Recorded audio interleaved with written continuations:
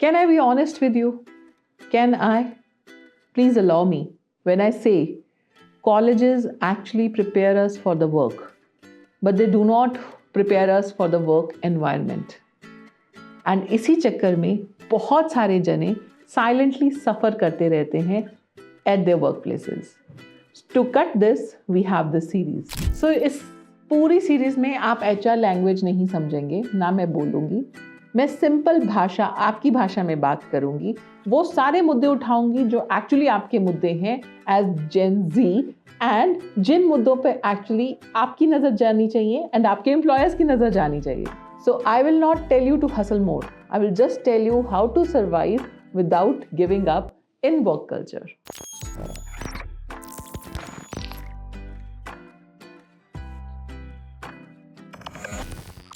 How to survive in a corporate as Gen Z. Yes, ये है हमारी बिल्कुल brand new series in this brand new year. And yes, ये सबसे ज़्यादा डिस्कस टॉपिक रहा है पिछले 1 साल का तो ज़रूर. और हम ये सीरीज लेके आए हैं उन सब जेनजीज के लिए जो अब कॉर्पोरेट वर्ल्ड में एंटर होने वाले हैं और उनको लगने वाले हैं कुछ कॉर्पोरेट शॉक. अब ये शॉक उनको लगते हैं या एम्प्लॉयर को लगते हैं, ये तो बात की बात है. बट यस, आप मत कहना कि हमें बताया नहीं और हम जॉब छोड़ने वाले हैं. तो expectations versus reality in corporate shock. Why is it corporate shock? Because according to Deloitte, in 2025, more than 27% of workforce has been Gen Z. But 74% of managers didn't like working with them. ऐसा क्यों भाई? क्यों है ये इतनी challenging generation? अरे, Gen Z ask questions. Gen Z want clarity. And Gen Z do not follow anything blindly, especially hierarchy. Gen Z values mental health and peace and boundaries and meanings. फिर problem कहाँ है? Gen Z doesn't want to struggle? No. They actually want to struggle with an outdated systems. वो actually systems का explanation चाहते हैं before following them. तो इसमें problem कहाँ आ जाती है? यही समझने की कोशिश हम कर रहे हैं. Gen Z is not lazy even. They are simply allergic to nonsense. So actually, Gen Z is redefining work and work culture. They are actually doing discussions around peace of mind, stability, flexibility, and most importantly, meaning of work. इसमें कोई भी harm नहीं है. ये actually एक revolution है, but revolution बाद में, सर्वाइवल पहले.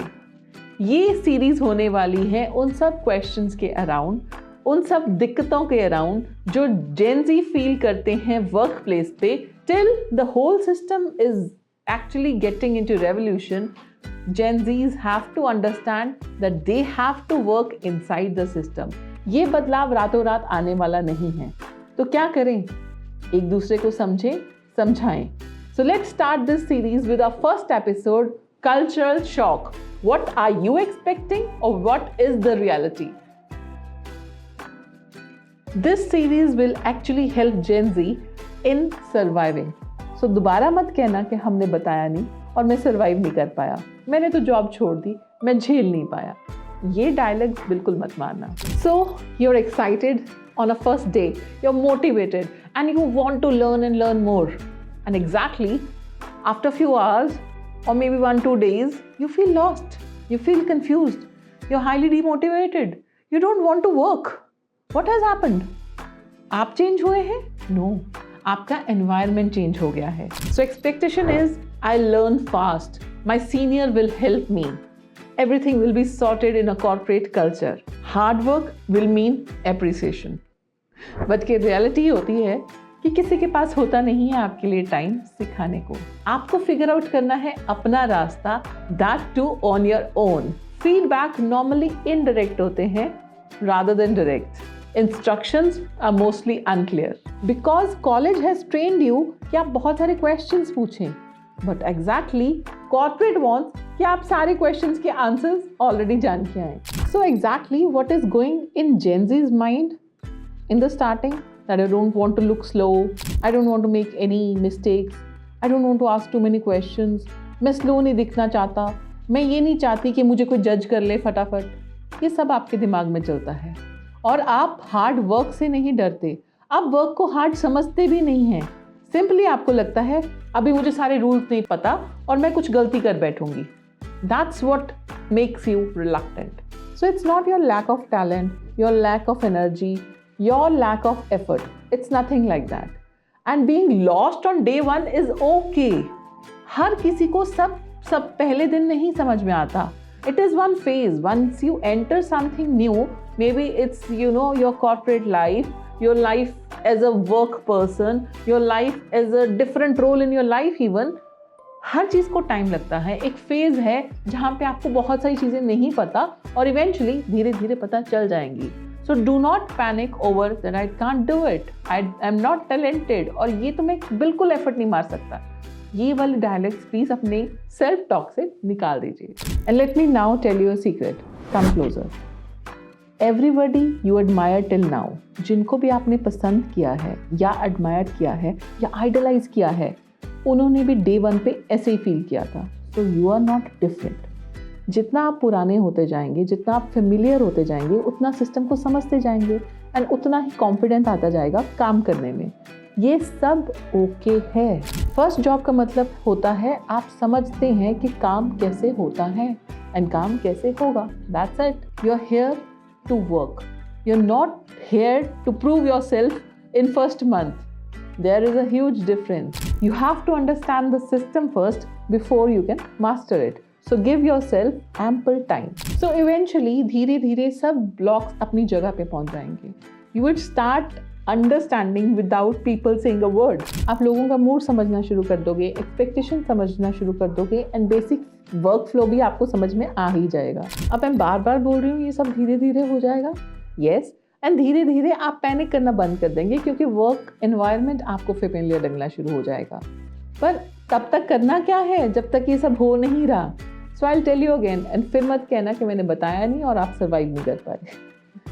आपको करना है इंतज़ार, और इस इंतज़ार में सिर्फ एंड सिर्फ आपको ऑब्जर्व ज़्यादा करना है, बोलना कम है। आपको रोज़ अपने आप को जजमेंट नहीं सुनानी कि मैं ये नहीं कर पाया so I am like that. And you have to focus on understanding people rather than impressing them. है ना सिंपल काम?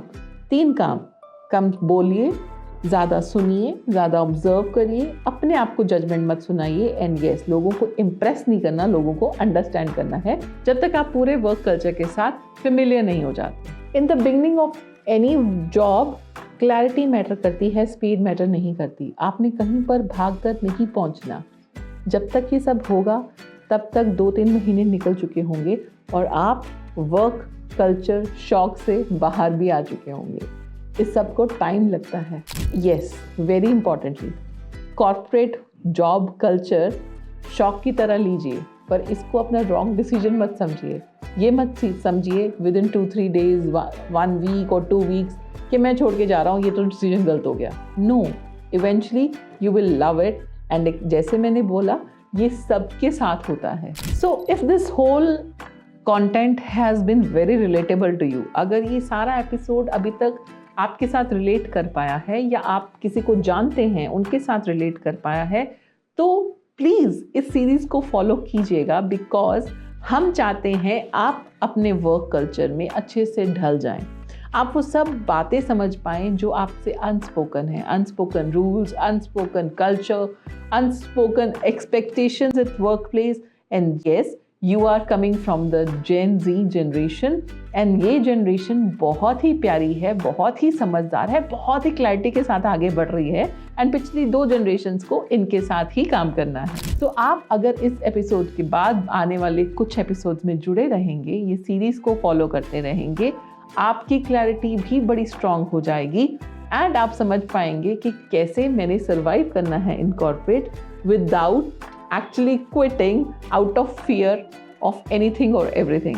सो we'll talk about unknown rules, awkward situations, emotional pressures and practical survival skills. So ऐसे बहुत सारे और ज्ञान के लिए, ऐसी बातों के लिए please subscribe our channel, and yes, ये सब उनके साथ भी शेयर करें जो आने वाले टाइम में और इस टाइम में अपनी लाइफ शुरू कर रहे हैं कॉर्पोरेट कल्चर में या फिर किसी ऑर्गेनाइजेशन में जहाँ पे वर्क प्लेस उनको थोड़ा स्कैरी लग रहा है।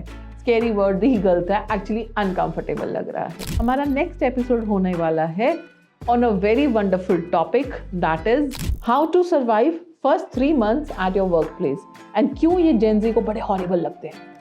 नेक्स्ट एपिसोड के लिए तैयार रहिएगा, जल्दी रोल आउट होगा, तब तक इसे जरूर शेयर करिए। एंड यस, कमेंट बॉक्स में लिखिएगा क्या मैंने आपके साथ रिलेटेड बातें करी, क्या ये आपको इम्पैक्ट करेंगी, क्या मेरा ये एफर्ट कहीं पर जाएगा जो आपको हेल्प करेगा। Please give me your feedback in comment session right now.